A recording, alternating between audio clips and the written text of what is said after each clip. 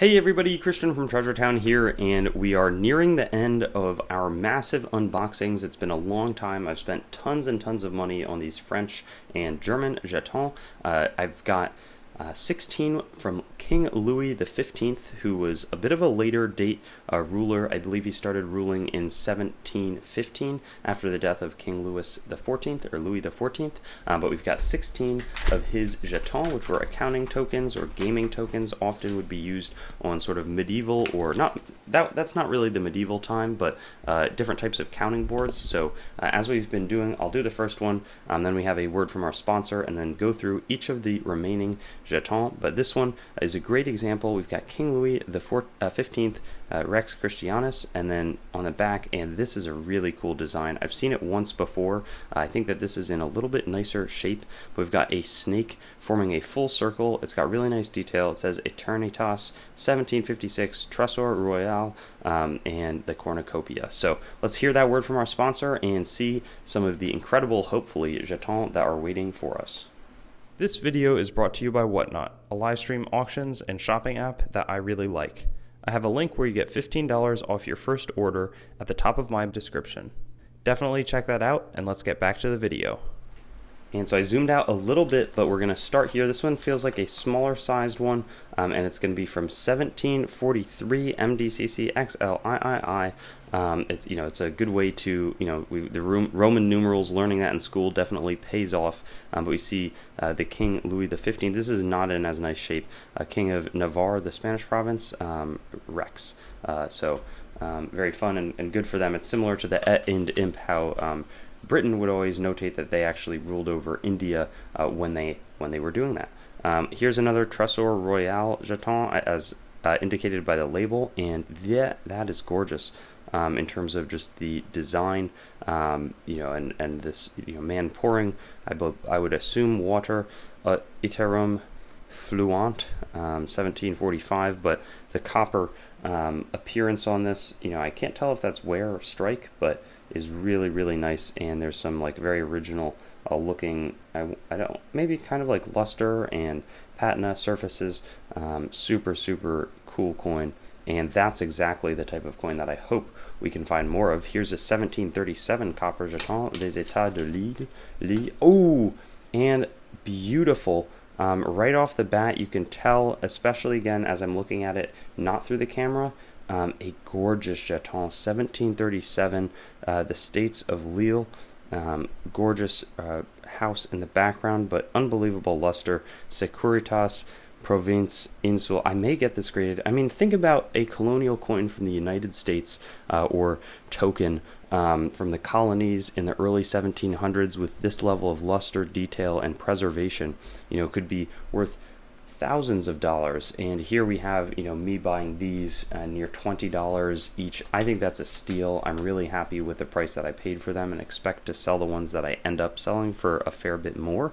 But this is a 1723 or so, Louis the 15th, obviously, with two people with shields, sort of I assume an allegorical scene. I'm not totally sure on the context, but smaller jeton, and they can't all show up like those two earlier ones. This one looks like a well-preserved, larger brass jeton with really nice detail, comitia, artise. Over here we have King Louis XV. Again, earlier. It's going to be circa 1715 because, again, much younger portrait there, but a very large planchet, and I think I have some similar ones in silver that I unboxed recently from this same group. And look at that. That's exactly the look that I want to see. We'll see if it's just a little bit of luster and then worn down, but that actually looks pretty nice. Very cool industrial scene.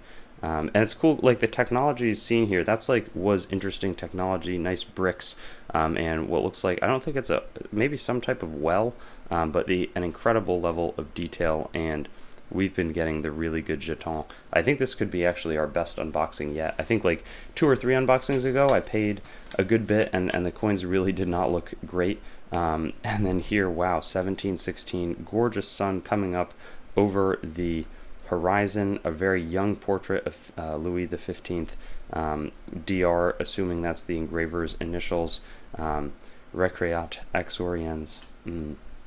So much unbelievable artistic expression. This one feels like a thick jeton as well. 1752 Burgundy. So Comitia Burgundy 1752.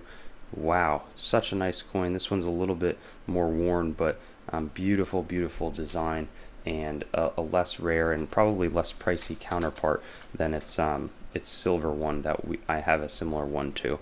1740 Ori Certa Segas, copper jeton Tresor Royal as well.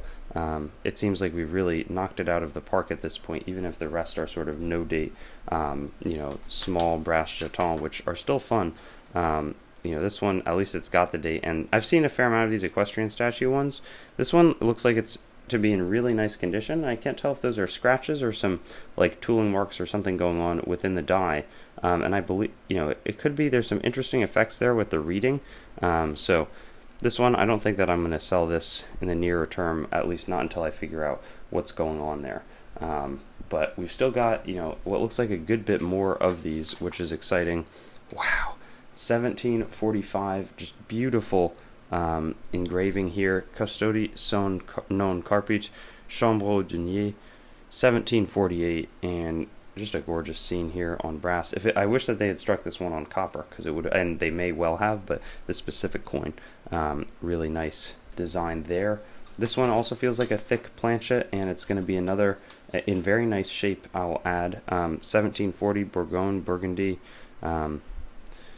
Jeton, and some of these, as it got into the later years, these would often be struck sort of as souvenirs or just tokens, as opposed to like the core accounting function that would really wear them down, or counting token, where they would use that, in absence of a calculator or other methods to be really effective. This should be much more nearer to the 1715 than the 1774 when Louis XV dies, but nice scene there.